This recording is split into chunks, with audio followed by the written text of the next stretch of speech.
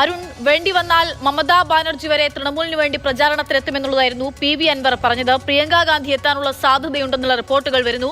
അങ്ങനെ ഇനിയുള്ള ദിവസങ്ങളിൽ ആരൊക്കെയായിരിക്കും താരപ്രചാരകർ നിലമ്പൂരിലേക്ക് എത്തുക? എങ്ങനെയായിരിക്കും പ്രചാരണം ഓരോ മുന്നണിയുടെയും മറ്റ് സ്ഥാനാർത്ഥികളുടെയൊക്കെ?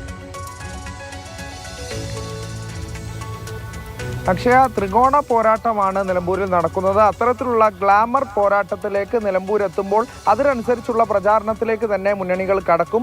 UDF നിലവിൽ അവരുടെ അനുകൂല പ്രതികൂല സാധ്യതകൾ വിലയിരുത്തി PV അൻവറിനെ പ്രതിരോധിക്കേണ്ടത് കൂടിയുണ്ട്. അത്തരത്തിലുള്ള രാഷ്ട്രീയ നീക്കങ്ങളിലേക്ക് ജനങ്ങളിലേക്ക് നടത്താനുള്ള ക്യാമ്പയിനുകൾ കേന്ദ്രീകരിച്ചാണ് UDFന്റെ പ്രചാരണ രീതി. പ്രിയങ്ക ഗാന്ധിയുടെ ലോക്സഭാ മണ്ഡലത്തിന്റെ ഭാഗമാണ് നിലമ്പൂർ. അപ്പോൾ പ്രിയങ്ക ഗാന്ധി, രാഹുൽ ഗാന്ധി ഉൾപ്പെടെയുള്ള നേതാക്കളെ കൊണ്ടുവരാനുള്ള ശ്രമം UDFന്റെ ഭാഗത്തു നിന്നുണ്ടാകുന്നുണ്ട്. LDF ആണെങ്കിൽ നേരത്തെയുള്ള ചിട്ടയോടെയുള്ള പ്രവർത്തനം അവരെ പതിവ് തെരഞ്ഞെടുപ്പ് ശൈലിയിൽ തന്നെ നടത്തുന്നുണ്ട്.